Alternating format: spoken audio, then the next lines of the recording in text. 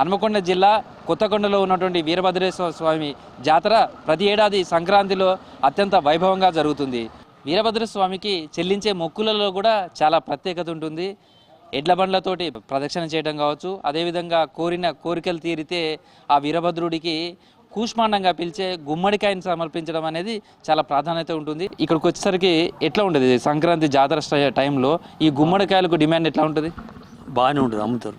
గుమ్మడికాయలు, కూరమీసాలు, కొబ్బరికాయలు ఇప్పుడు పబ్లికే ఉండేది. జాతర టైంలో బాగుంటుంది. 4 రోజులు గుమ్మడికాయలు ఎక్కడి నుంచి తెప్పిస్తుంటారు? అప్పుడు సేల్స్ ఎట్లా? హన్మకొండ నుంచి ఆ కంచెలో తెప్పిస్తారు.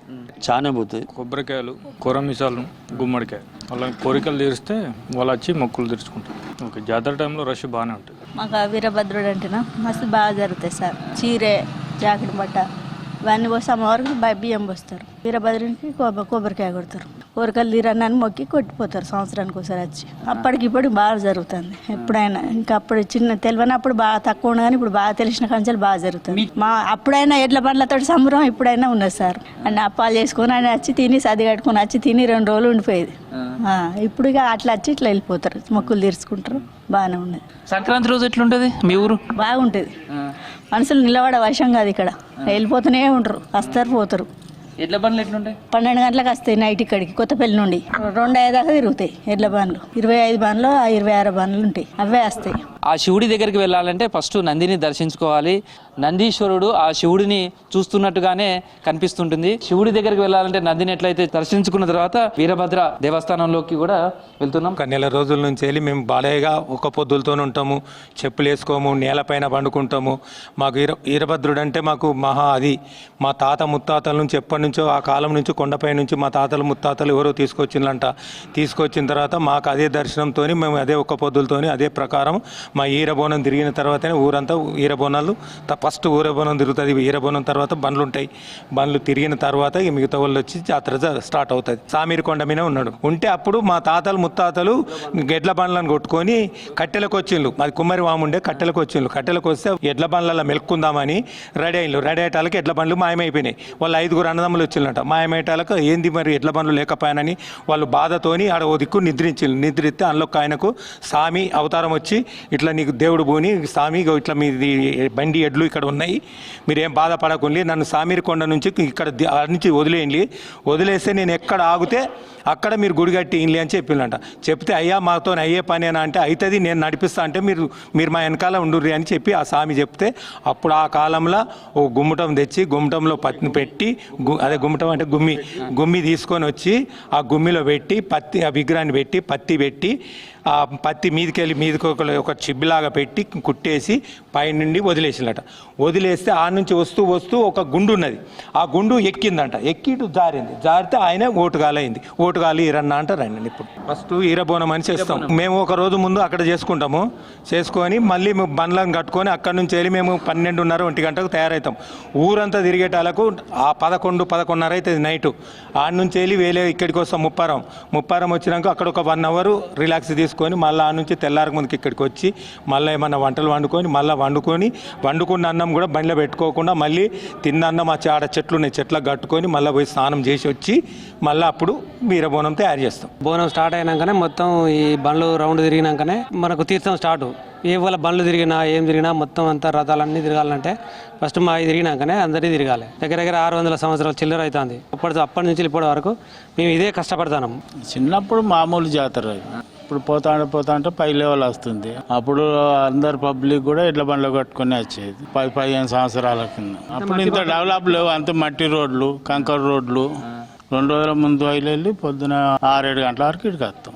ఈ దేవుడు వచ్చిన మనుషులు ఉన్నారు కదా, కుమ్మరోడా నేను 6 దిక్కునున్నా, మీరు అటు ఇటు తిరగకుండా దగ్గరనే ఉన్న నేను వారి నీ ఎడ్ల బండి నీకు ఇత్తా, పొలాన్ని దిక్కు గుడి ఉంటుంది, ఆ గుళ్ళ నెరిచి ఉన్న నేను నన్ను తీసుకొని వచ్చి మీరు గుళ్ళె పెట్టాలి, మీరు గుడి కట్టి అని ఇట్లా అన్నాడట. ఆ మీదకి ఎక్కలేకపోతానట జనం. ఇప్పుడు దేవుడు ఇదే దేవతల దేవుడు వచ్చిన మనిషి అన్నాడట కదా. అరే 50 రూపాయల కుమ్మరోడా, జనం ఎక్కలేకపోతాను అక్కడికి, నేను కిందికి దిగుతా. మరి అంటే నీ బాంచని మరి ఎట్ట దిగుతావో మరి మాకో ఏది తెలియదు, మేము ఏం చేయాలి మరి, మేము ఎట్ట చేయాలో చెప్పు నువ్వు అని అంటే ఆ దేవుడు అన్నాడట, ఈర బోరము తిప్పే కుమ్మరోడా, నువ్వు గుంబి చచ్చి నువ్వు గుంబి 2 పత్తి పెట్టి అల్ల నడవబెట్టి వీరభద్ర స్వామి హట్ అవునా ఈ వీరభద్ర కోటి బొబ్బలు కోహటానా కోహట్లు దేహవానా దేహవతవై దేవా ఎక్కడ నిలుస్తావో అక్కడ నీకు గుడి కట్టదము కట్టి నీ జాత్ర నడిపిస్తాము దేవా అని చెప్పి వీళ్ళు మొక్కుని దేవుని ప్రార్థించిళ్ళు. ఇట్లా ప్రార్థిస్తే గుమ్మిరిండ పత్తి పెట్టి అలా నడవ దేవుణ్ణి పెట్టి వీరభద్ర స్వామి కిలా అని కోట బిబ్బలు ఇవన్నీ పలికిళ్ళు. అక్కడ నువ్వు ఎక్కడ నిలిస్తే అక్కడనే గుడి కడతామని చెప్పి అక్కడి నుంచి మీది నుంచి కిందికి రావాలి కదా. వస్తా అంటే ఇదే ఈర కటకాలు కదా చదివి కొబ్బరికాయలు కొట్టిళ్ళట. కొట్టినాక దేవుడు లేచి వస్తాడు రెప్పల పక్షి వచ్చినట్టు వస్తాడు. గుమ్మి వస్తాడు ఈ కొమ్మ ఈ గుమ్మికి దాకిందట. గుమ్మికి దాకితే ఆ ఒక కాలు ఓటుగాలు అయిపోయింది. ఓటుగాలు కాగానే అరే కుమ్మరోడా ఈరు బొరమ తిప్ప కుమ్మరోడా ఎంత పని చేతివి కదరా నువ్వు, నా కాలు దెబ్బతినే కదరా కుమ్మరివాడా మర్యాదతోటి నన్ను చక్కగా నిలబెట్టి జాతర నడిపియాలి మీరు తిన కొత్త కొండని అని ఇట్లా పలుకులు పలుకుతాయి. అయ్యా ఆనాటి కాంచి ఇప్పటికి వరకు కూడా మేము పలహార బండ్లు ఈరబోనము శివశక్తులు ఇట్లా ఈ ప్రకారంగా మేము వచ్చి మేము తిప్పుకొని జాతర నడిపిస్తాను. శివుడికి ప్రతిరూపంగా నుంచే ఈ వీరభద్రుడి కోరమీసాలు కావచ్చు, అదేవిధంగా స్వామివారికి గుమ్మడికాయ సమర్పించడం, తర్వాత అభిషేకాలు, ఇవన్నీ ఏమేమి జరుగుతాయి, ఎట్లా జరుగుతాయి? స్వామికి కొత్తకొండ జాతరలో ఎక్కువ శాతం భక్తులు కోనేటి స్నానము, ఈశాన్యం దేవాలయానికి ఈశాన్యం ఉంది.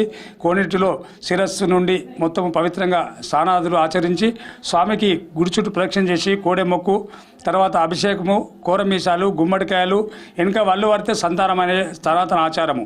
వీరభద్ర స్వామి ఈ యొక్క ఉద్భవించే సమయానికి అప్పుడు శంకరుడికి ఉగ్రరూపం దాల్చి పార్వతీదేవి ఉద్దనంగా వాళ్ళు తండ్రి దక్షయజ్ఞం చేస్తుంటే అక్కడికి పోవడం జరుగును. ఆ యొక్క పార్వతీదేవిని వాళ్ళు అవమానంగా చేసేట వెంటనే నా భర్త ఆజ్ఞ జవదాటి నేను రావడం జరిగినది. అందుకని తిరిగి వారి దగ్గరికి వెళ్ళలేని పరిస్థితి ఉన్నందున అప్పుడు పార్వతీదేవి అగ్నిలో దూకడం జరుగుతుంది. అప్పుడు శివునికి సంధ్యావందనం చేసుకునే సమయంలో వారికి అక్కడ జపం లోపల తెలియటం జరుగును.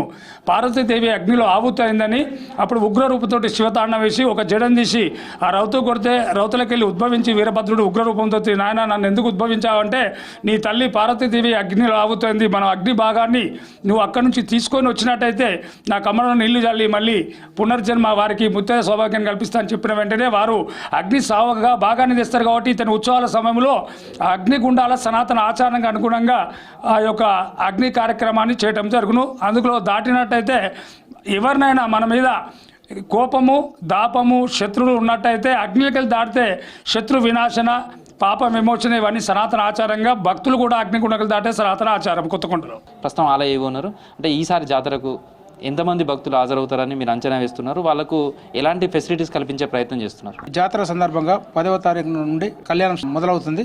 లాస్ట్ 18వ తారీఖు అగ్నిగుండాలతో ముగుస్తుంది. గత సంవత్సరం జాతరలో దాదాపు భక్తులు ఒక 5 లక్షల 4 లక్షల నుండి 5 లక్షల మంది భక్తులు పాల్గొన్నారని అంచనా వేసుకున్నాం. దాదాపు 6-7 ల్యాక్స్ అనుకున్నాం. సమ్మక్క సాలమ్మ జాతర ఉంది కాబట్టి ఇక్కడికి వచ్చి అందరూ దర్శనం చేసుకొని ఇక్కడ నుంచి సమ్మక్క దర్శనం చేసుకునే ఆలం అయితే ఉంది కాబట్టి ఆ విధంగా అందరు భక్తులు వస్తారు అనుకున్నాం. శీఘ్ర దర్శనం మరియు ధర్మ దర్శనం, ప్రత్యేక దర్శనం ఏర్పాటు జరుగుతుంది. వచ్చిన భక్తులకు వాటర్ సౌకర్యం కానీ, స్నాన ఘట్టాలు కానీ, కోనేరు దగ్గర బందోబస్తు నిర్వహణ కానీ, ఫైర్ ఇంజన్ నిర్వహణ కానీ, మంచినీటి వసతి, వచ్చే భక్తులు తీర్థ ప్రసాద వితరణ గురించి లడ్డు ప్రసాదం కూడా 1 లక్ష పైన లడ్డు ప్రసాదం కూడా తయారు పెడుతున్నాం. భక్తులకు ఎలాంటి ఆటంకం కలగకుండా దాదాపు ఒక 14 డిపార్ట్మెంట్స్ వాళ్ళందరూ జాతర సందర్భంగా అందరూ కోవిడ్ నిబంధనలు అనుసరించి ప్రతి భక్తులు మాస్క్ ధరించి 3 రకాల దర్శనాలు ఉన్నాయి. ధర్మ దర్శనం ఉంది, ప్రత్యేక దర్శనం ఉంది, శీఘ్ర దర్శనం ఉంది. ఎవరికి ఎలాంటి ఆటంకం కలగకుండా పోలీసు బందోబస్తు వారు కూడా ఒక 400 మంది పోలీస్ సిబ్బందితో బందోబస్తు ఏర్పాటు చేస్తారు.